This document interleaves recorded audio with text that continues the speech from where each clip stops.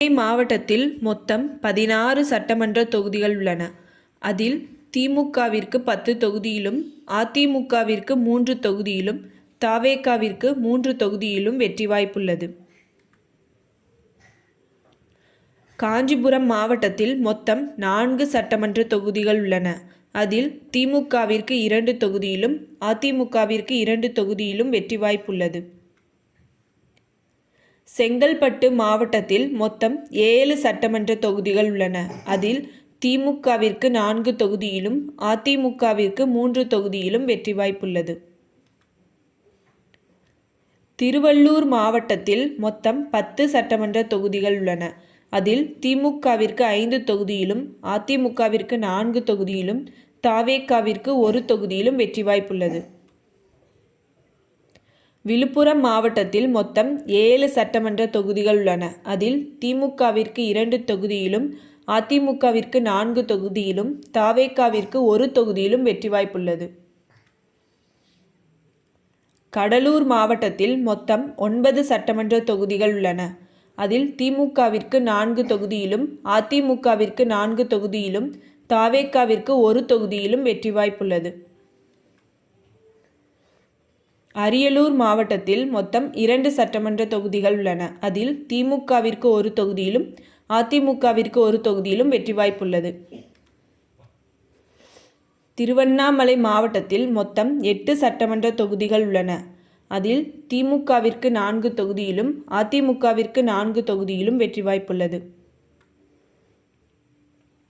கள்ளக்குறிச்சி மாவட்டத்தில் மொத்தம் 4 சட்டமன்ற தொகுதிகள் உள்ளன. அதில் திமுகவிற்கு 2 தொகுதியிலும், அதிமுகவிற்கு 2 தொகுதியிலும் வெற்றி வாய்ப்புள்ளது. வேலூர் மாவட்டத்தில் மொத்தம் 5 சட்டமன்ற தொகுதிகள் உள்ளன. அதில் திமுகவிற்கு 3 தொகுதியிலும், அதிமுகவிற்கு 2 தொகுதியிலும் வெற்றி வாய்ப்புள்ளது. திருப்பத்தூர் மாவட்டத்தில் மொத்தம் 4 சட்டமன்ற தொகுதிகள் உள்ளன. அதில் திமுகவிற்கு 2 தொகுதியிலும், அதிமுகவிற்கு 2 தொகுதியிலும் வெற்றி வாய்ப்புள்ளது.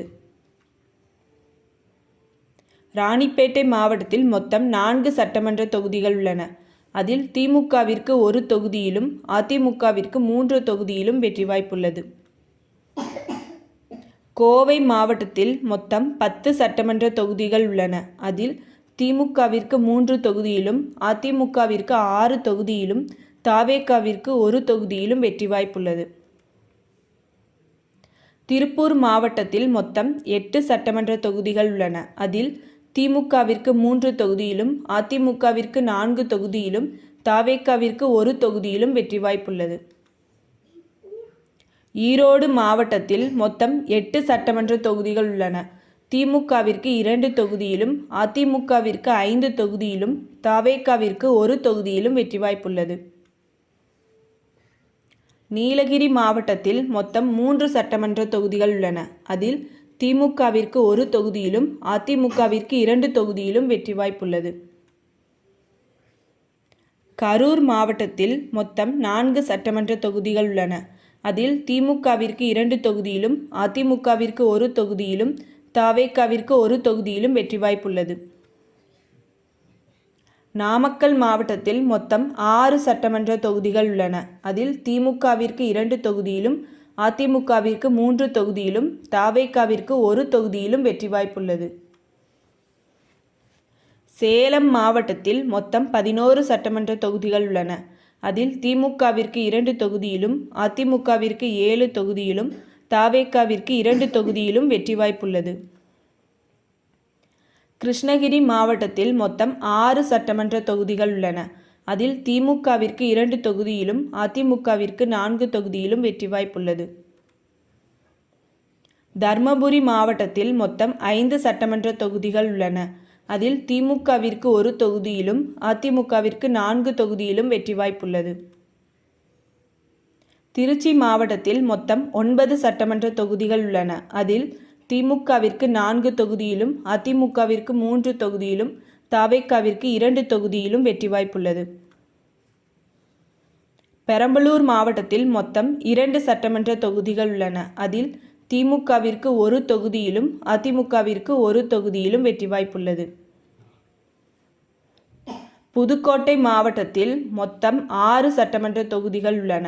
அதில் திமுகவிற்கு 2 தொகுதியிலும், அதிமுகவிற்கு 3 தொகுதியிலும், தவேகாவிற்கு 1 தொகுதியிலும் வெற்றி வாய்ப்புள்ளது. திருவாரூர் மாவட்டத்தில் மொத்தம் 4 சட்டமன்ற தொகுதிகள் உள்ளன. அதில் திமுகவிற்கு 3 தொகுதியிலும், அதிமுகவிற்கு 1 தொகுதியிலும் வெற்றி வாய்ப்புள்ளது. தஞ்சாவூர் மாவட்டத்தில் மொத்தம் 8 சட்டமன்ற தொகுதிகள் உள்ளன. அதில் திமுகவிற்கு 4 தொகுதியிலும், அதிமுகவிற்கு 3 தொகுதியிலும், தவேகாவிற்கு 1 தொகுதியிலும் வெற்றி வாய்ப்புள்ளது.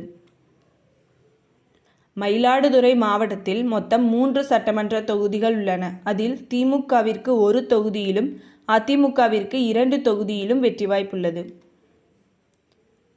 நாகப்பட்டினம் மாவட்டத்தில் மொத்தம் 3 சட்டமன்ற தொகுதிகள் உள்ளன. அதில் திமுகவிற்கு 1 தொகுதியிலும், அதிமுகவிற்கு 1 தொகுதியிலும், தவேகாவிற்கு 1 தொகுதியிலும் வெற்றி வாய்ப்புள்ளது. மதுரை மாவட்டத்தில் மொத்தம் 10 சட்டமன்ற தொகுதிகள் உள்ளன. அதில் திமுகவிற்கு 4 தொகுதியிலும், அதிமுகவிற்கு 5 தொகுதியிலும், தவேகாவிற்கு 1 தொகுதியிலும் வெற்றி வாய்ப்புள்ளது. தேனி மாவட்டத்தில் மொத்தம் 4 சட்டமன்ற தொகுதிகள் உள்ளன. அதில் திமுகவிற்கு 1 தொகுதியிலும், அதிமுகவிற்கு 3 தொகுதியிலும் வெற்றி வாய்ப்புள்ளது. சிவகங்கை மாவட்டத்தில் மொத்தம் 4 சட்டமன்ற தொகுதிகள் உள்ளன. அதில் திமுகவிற்கு 1 தொகுதியிலும், அதிமுகவிற்கு 2 தொகுதியிலும், தவேகாவிற்கு 1 தொகுதியிலும் வெற்றி வாய்ப்புள்ளது. திண்டுக்கல் மாவட்டத்தில் மொத்தம் 7 சட்டமன்ற தொகுதிகள் உள்ளன. அதில் திமுகவிற்கு 3 தொகுதியிலும், அதிமுகவிற்கு 3 தொகுதியிலும், தவேகாவிற்கு 1 தொகுதியிலும் வெற்றி வாய்ப்புள்ளது. ராமநாதபுரம் மாவட்டத்தில் 4 சட்டமன்ற தொகுதிகள் உள்ளன. அதில் திமுகவிற்கு 1 தொகுதியிலும், அதிமுகவிற்கு 3 தொகுதியிலும் வெற்றி வாய்ப்புள்ளது.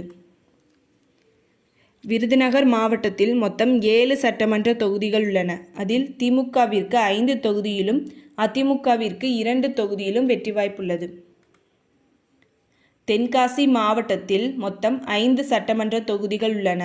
அதில் திமுகவிற்கு 2 தொகுதியிலும், அதிமுகவிற்கு 2 தொகுதியிலும், தவேகாவிற்கு 1 தொகுதியிலும் வெற்றி வாய்ப்புள்ளது.